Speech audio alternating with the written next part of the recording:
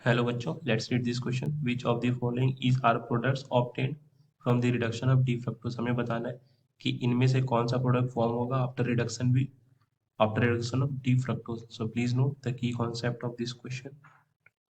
की concept that fructose on reduction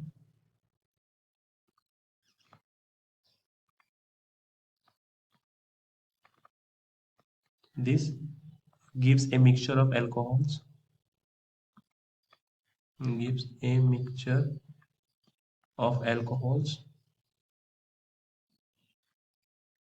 which on reduction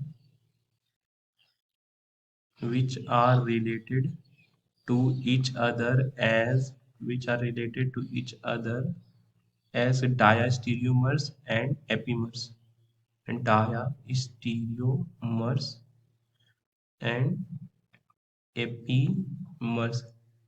सबसे पहले हमें फ्रक्टोज का स्ट्रक्चर ड्रॉ करना पड़ेगा। इसका जनरल केमिकल फॉर्मूला C6H12O6 और इसका स्ट्रक्चर होता है कुछ ऐसा CH2OH, ये टॉप पर, देन हमारे पास होगा कीटोन एंड देन CH2OH 1 2 3, यहाँ पर OH, यहाँ पर भी OH, देन यहाँ OH, और बाकी की बची हुई वैलेंसी को हाइड्रोजन सेटिस्फाई करेगा।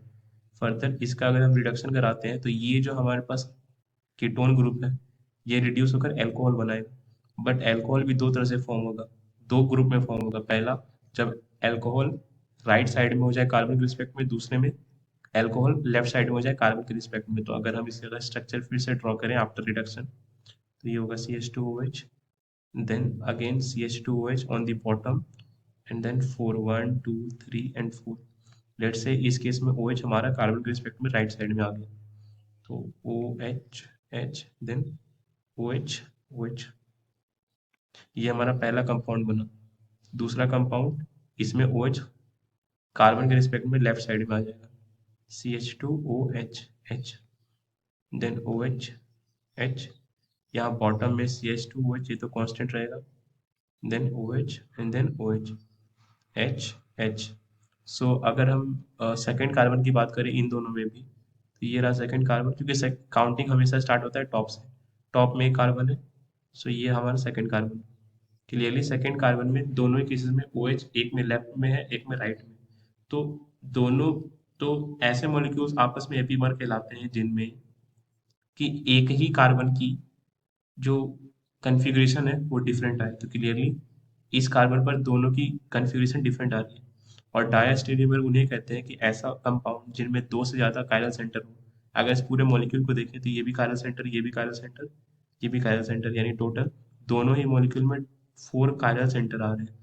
तो ऐसे मॉलिक्यूल जिनमें दो या दो से ज्यादा कायरल सेंटर हो और उनमें से कम एक का तो कन्फिग्रेशन डिफरेंट हो, तो उसे हम कहते हैं डायस्टेरियोमर। तो इसका मतलब ये डायस्टेरियोमर भी है और एपीमर भी है। एपीमर में कायरलिटी का कोई कॉन्सेप्ट नहीं है, बस एक कार्बन पर कन्फिग्रेशन डिफरेंट होना चाहिए, दो या दो से ज़्यादा का रिक्वायरमेंट नहीं है एपीमर्स के लिए। तो इसका मतलब इसका जो सॉल्यूशन हो जाएगा ये ग्लूसीटॉल और मैनिटॉल दोनों ही हो जाएगा। और ऑप्शन सी में तो हमें ग्लूकोज दिया गया है, ग्लूकोज यानी ये कि ये एल्डिहाइड ग्रुप तो नहीं फॉर्म हुआ था हमारा, ए और बी दोनों फॉर्म हुआ, यानी option D of this question. I hope आपको ये कॉन्सेप्ट समझ आया। Thank you.